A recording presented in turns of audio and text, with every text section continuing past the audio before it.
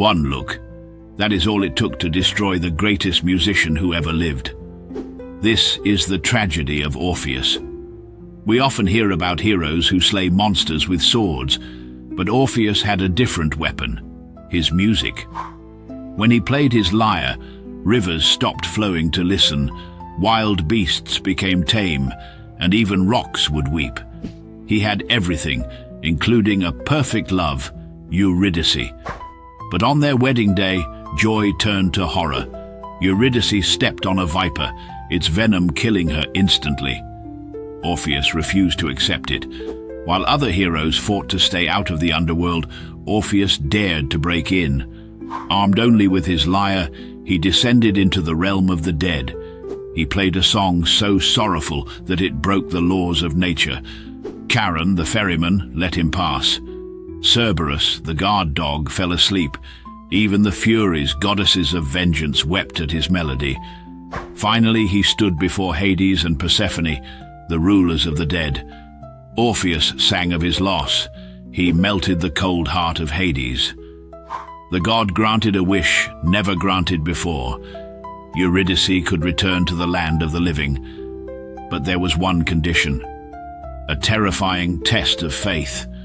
Eurydice would follow him on the dark path up to the surface.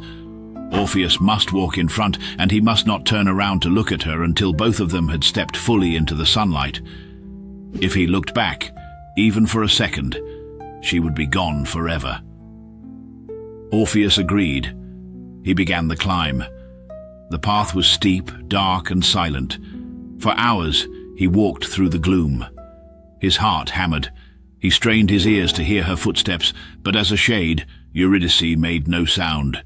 The doubt began to creep in. Was she really there? Had Hades tricked him? Was he walking this terrifying path alone? Every step was a battle against his anxiety. He wanted so desperately to catch a glimpse of her, but he kept his eyes forward. Finally, the darkness thinned. The grey light of the upper world appeared. He had done it. He stepped out of the cavern into the morning sun. Overcome with relief, Orpheus turned around. But he had made a fatal error. He was in the sun, but Eurydice was still a few steps behind, still in the shadow. He saw her for a heartbeat. She looked at him with sad eyes, whispered a faint farewell, and was instantly pulled back into the darkness. She died a second time, not because of a snake, but because her husband loved her too much to trust the gods. Orpheus tried to follow, but the guards barred his way. He was thrown back into the world of the living, broken. He spent his days wandering, playing music that was no longer beautiful, but heartbreaking. Eventually he was killed, torn apart by the Maenads. But perhaps this was the mercy he wanted. In death, his soul descended once more. And there in the gloom, he finally found Eurydice again. Now, they walk together, and sometimes Orpheus looks back, just to make sure she is still there.